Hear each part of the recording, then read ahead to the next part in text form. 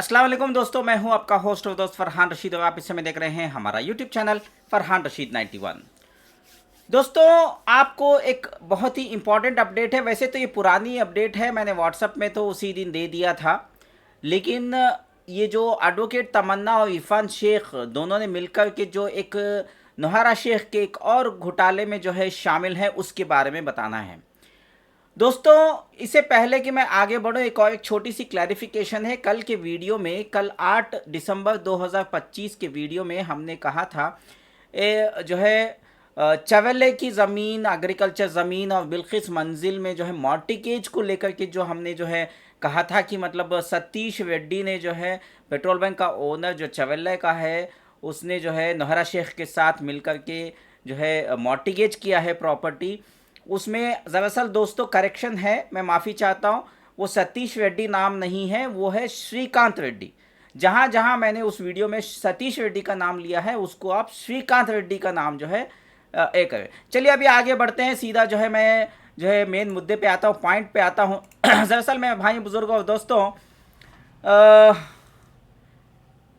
Advocate तमन्ना शेख और इरफान शेख ने एक उनके ऊपर एफआईआर हुई थी। किस मामले में एफआईआर हुई थी वो भी मैं तफसीर से बताऊंगा। साथ के साथ बेल भी रिजेक्ट हो गई है बेलापुर के कोर्ट में, Belapur CBD Belapur police station में इसका जो है एफआईआर हुआ था। वो तमाम चीज़ें जो है मैं हिस्ट्री बताता हूँ आपको। तो as per the prosecution, the applicants accused Irfan Nasir Ahmad Sheikh and Tamanna Irfan Sheikh are legal advisor of accused number Nohra Shaikh. जो अक्यूज नंबर 1 है वो नोहरा शेख है, जिसने घोटाला किया है बॉम्बे में, 4 फ्लैटों का घोटाला किया है। आगे पढ़ते हैं। In first week of February 2025, February इसी साल के महीने में, इसी साल में फेब्रुवरी के महीने में, the approached informant Mushtaq Qureshi को एडवोकेट इरफान शेख और एडवोकेट तमन्ना शेख ने जो है मुश्ताक कुरैशी को कांटेक्ट किया, अप्रोच किए, and inform him that accused Nohra is facing financial difficulty due to several court cases and therefore she intend to sell flat numbers 1401, 1402, 1403 and 1404। 4 flat जो हैं डेल्टा टावर्स में 14th फ्लोर में नोहरा शेख के नाम पे जो फ्लैट्स हैं वो बेचना चाहती है, क्योंकि वो फाइनेंशियली थोड़ा प्रॉब्लम में है करके मुश्ताक कुरैशी को कांटेक्ट करती हैं। ठीक है, और ये डेल्टा टावर की है जो सेक्टर 8 वो उल्वे की प्रॉपर्टी है। At that time the accused Irfan showed him few xerox copies of the set flat. तो इरफान शेख एडवोकेट जो है वो, मैं कोर्ट के ऑर्डर में जो है वही पढ़ के सुना रहा हूँ, ठीक है, वही मैं आपको ट्रांसलेट कर रहा हूँ, ध्यान से सुनिए, ये बहुत इंपॉर्टेंट चीज़ है। तो क्या घोटाला है वो जानना ज़रूरी है। तो जो फ्लैट्स की बात कर रहे थे, 4 फ्लैट्स डेल्टा टावर्स की, उसके ज़ेरॉक्स कॉपीज दिखाए, फोटो कॉपीज दिखाए। He then arranged one short meeting of informant with the owner of the said flat, that is accused Nohara Sheikh, through video call। Video call करके नोहरा शेख से बात कराई, ठीक है। Said accused Nohara also introduced accused Irfan and her advocate and stated that she is in urgent need of money and expressed her desire to sell her above said flats। तो नोहरा शेख ने भी video call में मुश्ताक कुरैशी को बताया कि ये properties मेरे नाम पे है, मुझे इसको बेचना है क्योंकि मुझे पैसे अर्जेंटली चाहिए। At the time the इंफॉर्मेंट inquired accused Irfan and accused Tamanna Sheikh whether the said flats are involved in the court proceedings pending against accused Nohara। तो नोहरा शेख की जो ये 4 प्रॉपर्टीज हैं, इसके बारे में एडवोकेट तमन्ना शेख और एडवोकेट इरफान शेख से मुश्ताक शेख ने जो है, मुश्ताक कुरैशी ने जो है इंक्वायरी किया कि कहीं ये जो है घोटाले में शामिल तो नहीं है, ये प्रॉपर्टी जो है इस केस में, जितने भी केसेस नोहरा के ऊपर हैं उसमें कोई लोचा तो नहीं है करके पूछा। And that they informed him that the said flats were personally purchased by accused Nohara and have no concern with company against whom litigations are pending। तो यहाँ पे जो है कंपनी के अगेंस्ट जो है लिटिगेशन है, केसेस चल रहे हैं। नोहरा शेख की ये पर्सनल प्रॉपर्टी है, पर्सनल अपने पैसे से जो है, ज़ाती पैसे से नोहरा ने परचेज किया है, इसमें कोई लोचा नहीं है करके इन दोनों ने स्टेटमेंट देते हैं। यहाँ पे मैं आपको एक चीज़ बता देता हूँ, ये वही डेल्टा टावर्स की प्रॉपर्टीज़ है जिसको ईडी ने अटैच किया है, ये ईडी के अटैच वाली प्रॉपर्टीज़ हैं। तो यहाँ पे कितना सफ़ेद झूठ बोला है, ये मुश्ताक कुरैशी का स्टेटमेंट है, ये मेरा स्टेटमेंट नहीं है। जो यहाँ पे कोर्ट के ऑर्डर में लिखा हुआ है.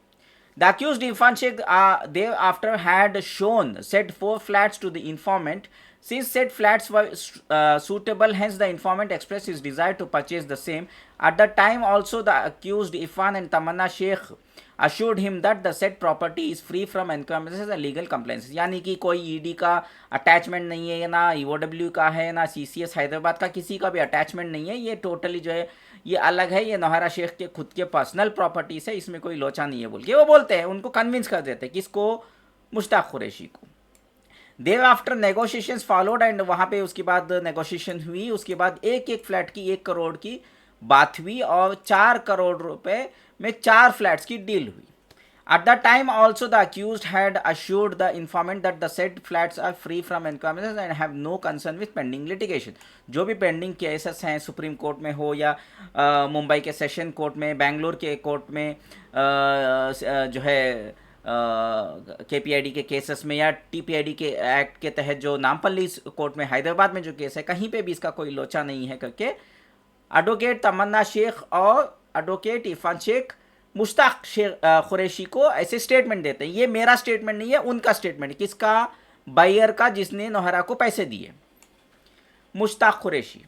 Thereafter the informant requested to provide him documents to satisfy himself about the title of the said property. At the time the accused Irfan insisted to pay him 50% consideration amount at first and only thereafter he would show title papers of the said flats. तो जब मुश्ताक कुरैशी ने इरफान शेख से जो है कहा कि ये documents की प्रॉपर्टी दिखाओ, हमें थोड़ा इसकी जानकारी लेनी है, तो उन्होंने कहा मुश्ताक कुरैशी से, किसने? इरफान शेख ने, कि जब तक आप 50% पैसा नहीं देते तब तक हम ये नहीं दे सकते करके बताते. Thereafter he again met to informant and against asked him that upon payment of advance money accused Nauhra would personally visit Mumbai. तो उसके बाद उनको बताया गया कि कुछ अमाउंट एडवांस दे देंगे तो नौहरा शेख जो है पर्सनली उनसे मुंबई में मीट करेगी करके एग्जीक्यूट करने के लिए, सेल डीड करने के लिए. Since the informant believe that he will get the set flats at lower price than the market rate, hence he agreed to proceed further and issued 4 demand drafts in the name of accused Nauhra on 11 February 2025. तो 4 डीडियाँ जो है नौहरा शेख को मुश्ताक कुरैशी ने दिए. अब वो कितने amount का है वो यहाँ पे लिखा नहीं है. ठीक है, आगे बढ़ते हैं. After 2-3 days after the informant came to know that the said flats have been attached by enforcement directorate, he therefore contacted accused Irfan and inquired him about the same. उनके 2-3 दिन के बाद उनको सडनली जो है पता चलता है कि ईडी ने इसको अटैच किया है करके, फिर उन्होंने एडवोकेट इरफान से कांटेक्ट किया. The said accused then persuaded him not to believe such information and to gain his trust told him that a MOU would be executed. Consequently 17th February 2025 को एक MOU जो है प्रिपेयर किया गया, वो signed by accused Nohra in presence of accused Irfan and witness Darshan Ajani and Pratika Nikam. Darshan Ajani then snapped photograph of Nauhra Shaikh signing the MOUs. तो एक photograph भी ली गई and send it to informant. Pursuant thereto, as per the instructions of accused Nohara, the informant demanded over 4 demand drafts to accused Irfan. Thereafter an amount of 1 crore 90 lakhs जो है नौहरा शेख को एक DD दी गई, came to be transferred in the account of Nauhra Sheikh, accused Nauhra. ठीक है, नौहरा शेख के account में 1 crore 90 lakhs जमा करने के लिए उन्होंने डीडी दिया. ठीक है, फोटोग्राफ्स लिए, उसके बाद MOU साइन हुआ, तमाम चीज़ें हुए. It is further alleged that after receiving said demand, पूरा पढ़ के सुना रहा हूँ क्योंकि जानना ज़रूरी है घोटाला क्या है, क्या मामला है. Accused Irfan started avoiding the informant, उसके बाद उन्होंने अवॉइड करना स्टार्ट कर दिया. The informant thus raised suspicion that the said flats have been attached by ED. उसके बाद उनको डाउट आने लग गया कि कहीं अटैच तो नहीं है ED के पास. He then talked about the same with the accused Irfan so as to gain his trust. The said accused then told him the said executed MOUs would be notarized. उसके बाद उन्होंने notarise करके दिया MOU को, उनको फिर से gain trust करना. Accordingly said MOUs were notarized. The informant thereafter contacted Delta Society, Ulve, where the said flats were located. It then came to his knowledge that accused Nohara Sheikh and Hiva company had committed big financial fraud and number of crimes have been registered against them. After knowing this, he contacted accused Irfan and asked him to return his money. However, he avoided him and did not return back his money nor he receive clear and marketable title. उसके बाद उन्होंने पैसे दिए, delta society में गए, वहाँ पे inquiry किया, तब उनको पता चला कि ये 50,000 घोटाले का जो मामला है उनको तब जो है समझ में आया। और उसके बाद उन्होंने जो है इरफान शेख से कांटेक्ट किए तो कांटेक्ट नहीं कर पा रहे थे, पैसे पूछे तो पैसे भी नहीं दे रहे थे, और उनको कोई डॉक्यूमेंट का जो कमिटमेंट दिया गया था कि जब आप पैसे देंगे तो हम आपको क्लियर टाइटल प्रॉपर्टी के डिटेल्स देंगे करके इंक्वायरी करने के लिए, वो नहीं दिए उनको। It is alleged that the accused persons had knowledge since beginning that the flats numbers वो जो भी है बल्टा टावर्स के 4 फ्लैट्स, ज़्यादा पढ़कर टाइम खींचूंगा नहीं, were attached by ED in a crime and unless there no objection is obtained the said property cannot be transferred or sold. Despite this they concealed said fact from the informant and made him to part with huge sum of 1 crore 90 lakhs and thereby caused him wrongful loss and duped him। तो यहाँ पे एक बहुत बड़ा धोखा दिया है इन दोनों एडवोकेट्स ने मिलकर के। ये मुश्ताक कुरैशी का स्टेटमेंट है, ठीक है। Has the informant approached CBD Belapur police station and launch report against the accused upon this a crime number, तो crime number 435 of 2025 came to be registered against the accused. तो ये था कहानी पूरा जो है। उसके बाद तमाम चीज़ें जो है ये इतना पढ़ने की ज़रूरत नहीं है, फिर से कहानी आएगी।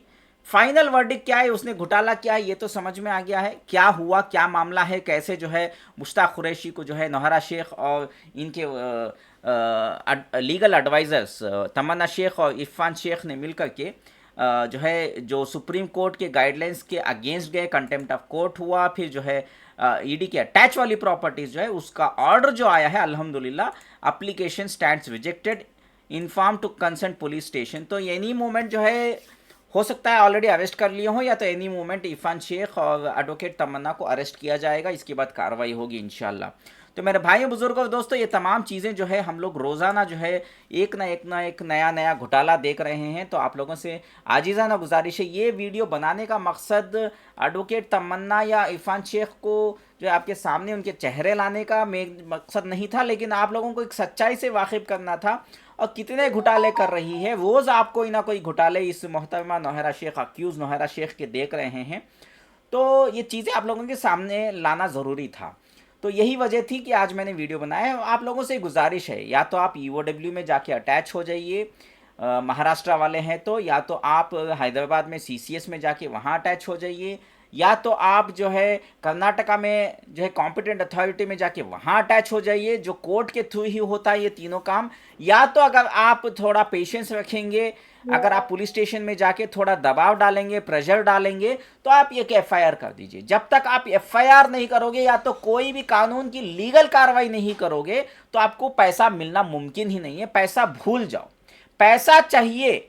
अगर आप में आपका हलाल का पैसा है, आपने आपका हलाल पैसा जो है नौहरा शेख को दिया था, जो भी है उसने हलाल तिजारत कहा, जो भी है। या अब ये देखिए जितने भी घोटाले दिख रहे हैं, इसमें आपको साफ समझ में आ गया कि कितनी नंबर 1 झूठी है, कितनी नंबर 1 धोखेबाज औरत है करके। तो FIR करिए, या तो लीगली EOW या CCS या कर्नाटका की कॉम्पिटेंट अथॉरिटी में अटैच हो जाइए। कुछ ना कुछ तो लीगली आपको काम करना ज़रूरी है। बस इतना कहते हुए इस वीडियो को यहीं पे ख़त्म करता हूँ। दुआ में याद रखें, आपका फरहान रशीद, मुस्लिम ब्लॉगर। शुक्रिया।